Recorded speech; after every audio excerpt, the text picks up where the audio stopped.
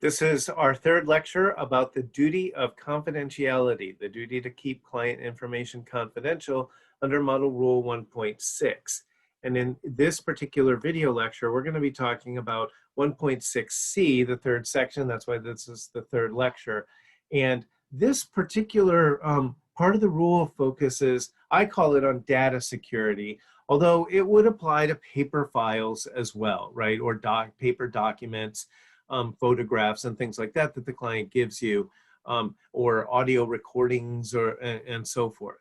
C, a lawyer shall make reasonable efforts to prevent the inadvertent or unauthorized disclosure of or unauthorized access to information relating to the representation of the client. Now, certainly this implies what we already saw under 1.6a. Don't go around like bragging to your hairdresser or barber about all of your interesting clients and giving juicy details, because they're going to repeat it to all their other customers. So make efforts to prevent inadvertent or unauthorized disclosure of. And the same would be true about having a loud phone conversation in a crowded elevator or something about one of your clients. But our real concern here, and the way the ABA brings this rule up in ethics opinions, is talking about data and network security. I may make a separate video just talking about a few high-profile cases we've had in the last 5 years. Hackers have started to target law firms, just so you know. And now law firms are also, scammers have started to target law firms. It turns out lawyers are a little more naive than you would have expected. And so sometimes they will do things to trick lawyers into dispersing clients' funds to the wrong bank account or something like that, and essentially scam the lawyer. They also have done things where they take over the firm's computers and threaten to delete everything, and basically a ransomware attack where they demand a ransom in order to allow the law firm to access their computer network again. But there have been also some celebrated cases with hackers, including from foreign governments, that have hacked big firms, New York City firms, trying to get intellectual property secrets about their corporate clients, their industrial clients, or juicy information that would allow them to engage in insider information for the stock market, for stock market trades and things like that, or to manipulate the stock market. And so you have to, it's part of your ethical duty, not only to avoid like leaving your laptop in on the subway or in Starbucks or something like that, or your cell phone with lots of client information on it and coming back the next day for it. So that certainly would apply. But also to have reasonable network security, firewalls, some encryption on your emails if they're sensitive, and so forth. And the operative word here is what counts as reasonable. And I want to say something about this, because I'm one of these people that, like, I hate passwords. And I had a job before law school, in a couple of years before I was in law school, for a bank, in a bank call center. And we had to log on to like 6 different bank networks and databases when we came into work every day. And we had very complicated passwords and login information. And of course, most of us just had Post-it notes all around our computer monitors with all our passwords, and they made us update them all the time, and so forth. And for a lot of us, it's really annoying. And it takes a lot of time. And the ABA is aware of that you can kind of take things so far that the lawyers are every day can't remember, wait, I had to change my password yesterday, right? And so forth. So we don't want to do something that really creates a loss of productivity for the lawyers in their representation.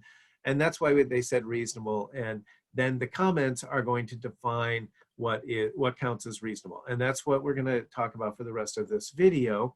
And again, you should be aware of this and take this seriously. This is a recurring theme for ABA ethics opinions, and they have been testing about it on the MPRE. Okay, paragraph C requires a lawyer to act competently to safeguard information relating to the representation of a client against unauthorized access by third parties and against inadvertent or unauthorized disclosure by the lawyer or other persons who are participating in the representation of the client or subject to the lawyer's supervision. So this, remember, you also have to have measures to make sure that your law student interns and your paralegals and your secretaries and receptionists aren't disclosing client information, aren't putting things on the internet, opening email attachments that are going to allow hackers to access the network and so forth. This is 18 begins what lawyers and the ABA have been calling our safe harbor provision. So this is the safe harbor comment 18 to 1.6. It's the most important one for C, for 1.6C.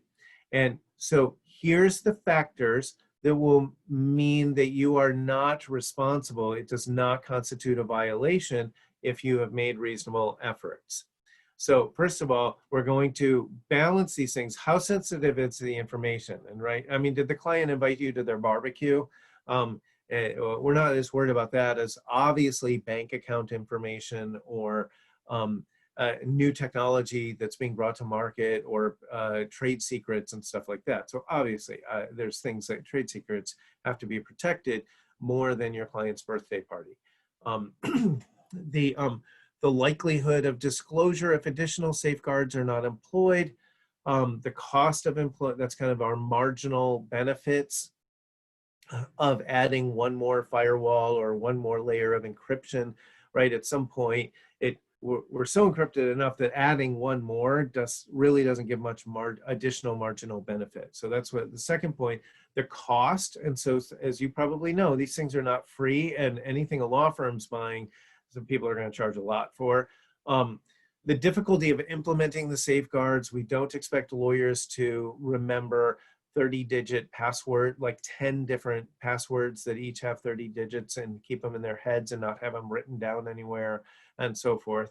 And the extent to which the safeguards adversely affect the lawyer's ability to represent clients. For example, by making a device or important piece of software excessively difficult to use. So this is, I hope you can see, this is a balancing test.